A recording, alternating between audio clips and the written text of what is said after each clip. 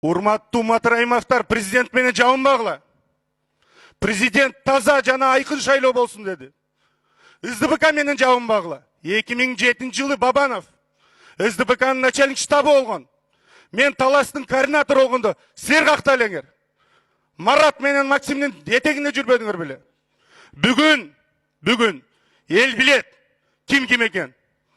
Фонддун аркасынан аянтчаларды кайсы фонд, кайсы акча каражаттан? Бешоңор тең мамлекеттик кызматта иштеп атсыңар.